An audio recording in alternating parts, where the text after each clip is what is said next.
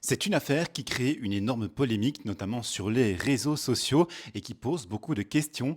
Georges-Louis Boucher a appelé ce 30 juillet une journaliste de la RTBF sur un ton très énervé, et on a pu entendre dans un enregistrement audio des phrases telles que Ce celle-ci. n'est pas mon immatriculation. Ce n'est pas ça le véhicule qui est mis à ma disposition. C'est pas ces putains de CLA de merde. C'est une GLC qui vaut 2 fois le prix. Maintenant, j'ai une GLE. Ça vaut 3 fois le prix. Tu peux le mettre dans l'article. Comme ça, les gens m'attaqueront sur un truc qui est vrai. C'est que j'ai une voiture à plus de 100 000 balles. Voilà. Ça, c'est vrai. Ou bien encore celle-ci. T'as pu alors rédiger cet article-là? Je ne l'ai pas rédigé. Je ne l'ai pas rédigé. Je m'occupe de la radio. Je m'occupe de la radio. Celui qui l'a rédigé, franchement, envoie-le-moi. Si vous voulez une réaction de ma part, tu m'envoies ce mec-là. Je te jure, il va être super bien reçu. Ça, je te le promets.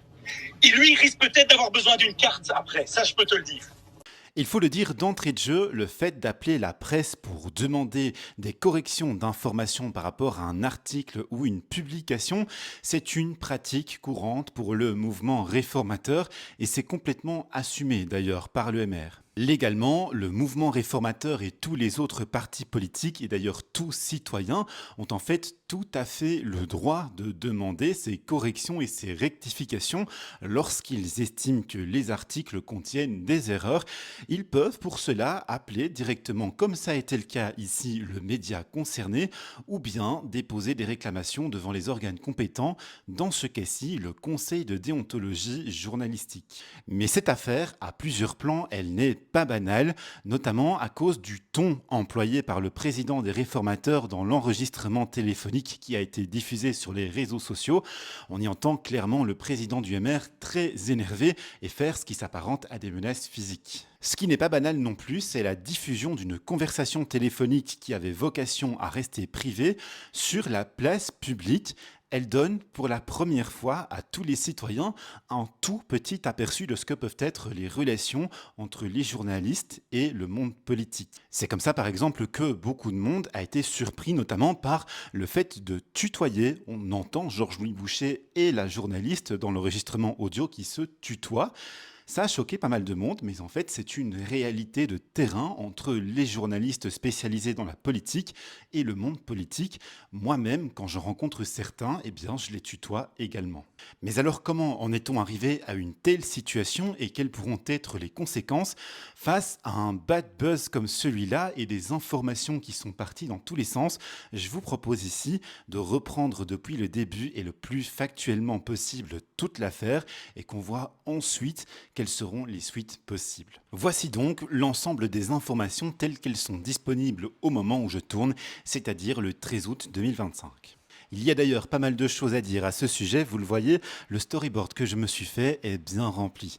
Tout a donc commencé avec l'utilisation d'une carte pour personnes à mobilité réduite. Ça a été révélé par le magazine Le Vif le 30 juillet. Cette carte, elle aurait essentiellement été utilisée par le chauffeur de Georges-Louis Boucher.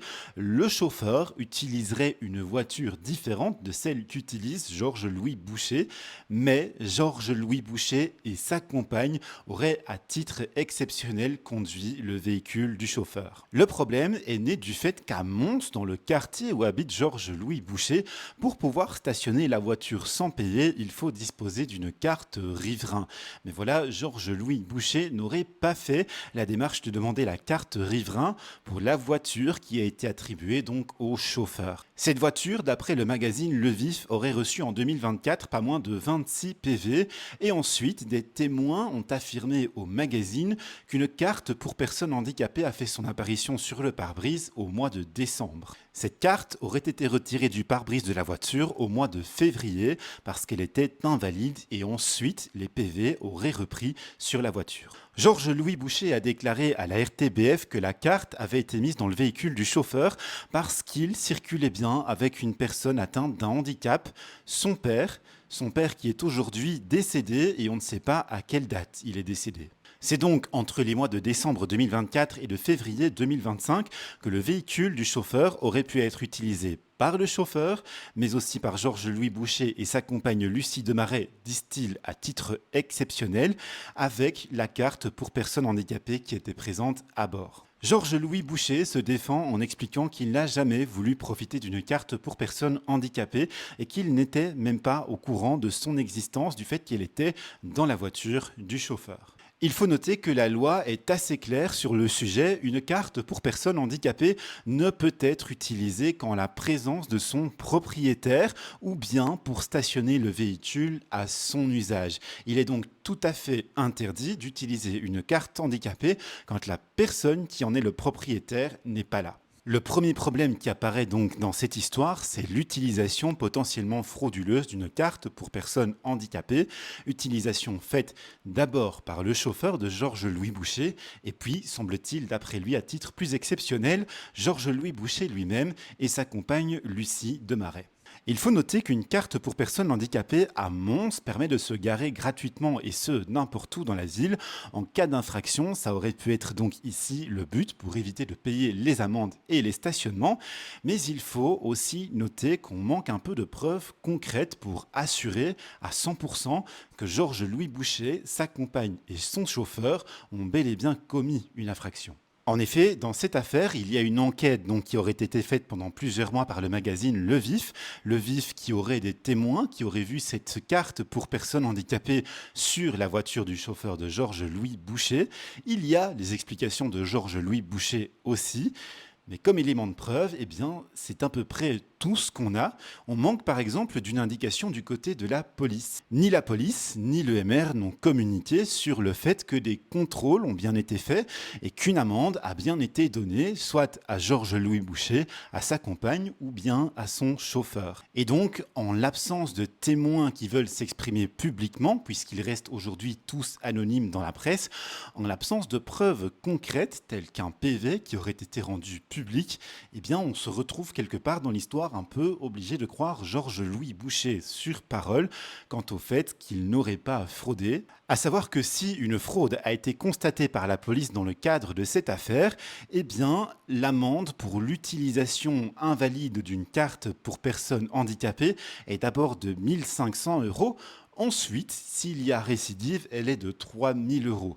Si jamais il y a un faux et usage de faux, ce qui ne semble pas être le cas dans cette affaire, l'amende est de 75 000 € et vous encourez jusqu'à 5 ans de prison. Dans le cas donc du chauffeur de Georges-Louis Boucher, de Lucie Demaret et de Georges-Louis Boucher lui-même, on ne serait pas sur un faux et usage de faux puisque la carte aurait été bel et bien fabriquée pour une personne handicapée, mais par contre sur une utilisation invalide de la carte, ça on peut y être et ça serait donc une amende de 1 500 €. L'affaire aurait pu rester centrée sur l'utilisation frauduleuse ou non de cette carte pour personnes handicapées, mais tout a changé le 30 juillet, le jour même où le Vif a publié son enquête et où, dans la foulée, la RTBF a voulu également titrer sur le sujet. De ce jour-là, on connaît assez bien le déroulé des faits puisque tant le MR que la RTBF se sont exprimés dessus et ils ont une version assez commune à quelques différences près. La RTBF a expliqué qu'au matin du 30 juillet, lorsqu'elle apprend la sortie de l'article du magazine Le Vif, elle a décidé de mobiliser sa rédaction montoise. Elle a envoyé ses équipes sur le terrain à la rencontre des personnes, de témoins anonymes, mais aussi au contact du porte-parole, du MR, du secrétaire aussi, de Lucie Demaret et de Georges-Louis Boucher lui-même. À 10h20, selon la RTBF, une journaliste radio, celle où on entend « mais Charlotte putain, c'est grave », cette journaliste aurait contacté Georges-Louis Boucher par téléphone et une première conversation de 30 minutes aurait eu lieu. C'est là qu'il y a une légère différence avec le MR. Georges-Louis Boucher, lui, parle plutôt de 40 minutes. Tous les détails sont donnés par Georges-Louis Boucher sur un ton normal par rapport à cette affaire de la carte handicapée. Et c'était en vue donc de reportages radio et télévisés. La journaliste, après cet appel, elle envoie les informations à ses collègues des autres services, en ce compris donc la plateforme internet de la RTBF. Et c'est vers 12h qu'un article est publié sur le site internet de la RTBF. Et puis, 15 minutes après, Georges-Louis Boucher rappelle la même journaliste, donc qui normalement s'occupe de la radio, et il la rappelle sur un ton très énervé. Georges-Louis Boucher pointe alors plusieurs erreurs dans l'article. À ce moment-là, d'après la RTBF, la journaliste en question est entourée de plusieurs collègues, dont le coordinateur de la rédaction montoise. Constatant le ton très nerveux et très anormal de la conversation, ce coordinateur demande à la journaliste de mettre le haut-parleur et il enregistre la suite de la conversation téléphonique. Cet enregistrement, d'après la RTBF, était destiné à un usage strictement interne pour pouvoir réfléchir par la suite à ce qu'il venait de se passer. Mais donc, une semaine après les faits, la partie finale de cet enregistrement a été diffusée sur X par Vincent Flibustier. C'est comme ça que depuis samedi soir, cet enregistrement s'est répandu sur les réseaux sociaux et créé le bad buzz ainsi que le choc parmi les personnes qui l'ont écouté.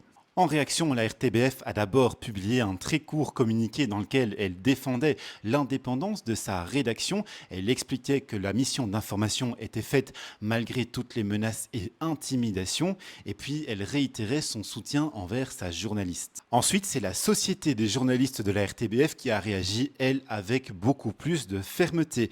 Elle condamne avec la plus grande fermeté les menaces physiques de Georges-Louis Boucher. Elle rappelle aussi que Georges-Louis Boucher avait le droit de contacter la direction de l'information pour demander un rectificatif ou saisir les organes compétents, dans ce cas-ci donc le conseil de déontologie journalistique. Elle dit aussi qu'intimider un journaliste et menacer de se faire justice soi-même, c'est d'une rare violence et un délit susceptible de poursuite judiciaire. La même SDJ rappelle également que ce n'est pas la première fois que Georges-Louis Boucher a ce genre de comportement et qu'il s'agit d'une dérive particulièrement dangereuse envers la liberté de la presse. Elle déplore aussi la diffusion de l'audio et elle informe que la journaliste est victime depuis d'une violente campagne de harcèlement sur les réseaux. Elle réaffirme son soutien à cette journaliste et va prendre le temps de la réflexion sur la suite à donner à cette affaire. Du côté du MR, Georges-Louis Boucher a fait une prise de parole publique sur Instagram. Avant cela, j'ai également eu un contact téléphonique avec son porte-parole. Et donc, sur Instagram, il revient d'abord sur le premier appel téléphonique qui a eu lieu, où il explique que pendant 40 minutes, il a décrit les faits à la journaliste. Dans ce post Instagram, il parle aussi de la SDJ, donc la Société des journalistes de la RTBF, et répète ne jamais avoir fait pression. Il parle aussi du Conseil de déontologie journalistique, l'organisme auquel il aurait pu déposer une réclamation. Il dit que cet organisme est donc de gauche avec des journalistes de la RTBF dedans et même s'il y a jugement en faveur donc de Georges-Louis Boucher, un erratum de seulement 2 lignes serait publié 2 ans après. Par téléphone, le porte-parole de Georges-Louis Boucher m'a expliqué s'être retrouvé à côté de Georges-Louis Boucher au moment de l'appel téléphonique.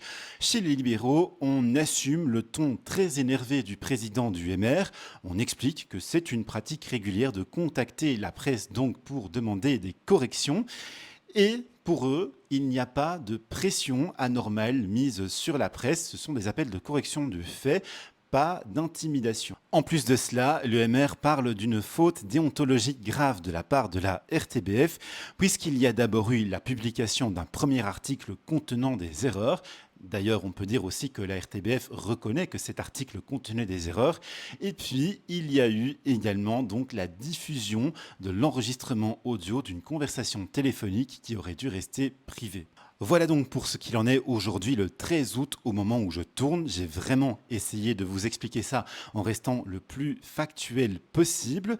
Mais alors maintenant, quelles conséquences, quelle suite pourrait être donnée à cette affaire? Ça, c'est toute la question. Là-dessus, on peut dire d'abord qu'on sent un réel malaise dans les deux camps, tant à la RTBF et par extension aussi dans les autres médias traditionnels qui sont restés un petit peu anormalement silencieux pendant les premières heures et les premières journées, et puis aussi du côté du MR où Georges-Louis Boucher maintenant divise de plus en plus. Il y a vraiment deux camps. Georges-Louis Boucher a toujours un soutien très solide au MR, mais il y a aussi des personnes qui tentent de s'en détacher de plus en plus. Une autre question à se poser, et là-dessus je laisse le débat ouvert, c'est évidemment celle de la liberté de la presse. Comment un média peut-il travailler correctement avec le monde politique? Quelles sont les limites à ne pas franchir? Là-dessus, le débat est assez vaste et mérite d'être posé. Alors quelles seront les conséquences directes? Eh bien, elles risquent bien d'être judiciaires. L'affaire a été portée en tout cas devant le Conseil de l'Europe et la plateforme pour la sécurité des journalistes a publié ceci. Elle attend, de la part de Georges-Louis Boucher, des excuses publiques. Elle attend également une condamnation des menaces et intimidations par les autorités belges. Elle demande aussi l'ouverture d'une instruction judiciaire pour menace contre l'intégrité physique d'un journaliste. De son côté, les réformateurs, puisqu'ils parlent d'une faute déontologique grave de la RTBF, ils pourraient également déposer des plaintes contre la RTBF, mais aussi contre Vincent Flibustier, qui a fait fuiter l'audio. C'est tout actuellement pour cette affaire. N'oubliez pas de vous abonner, d'activer la cloche et de laisser votre avis en commentaire. Et évidemment, s'il y a des updates, vous serez informés.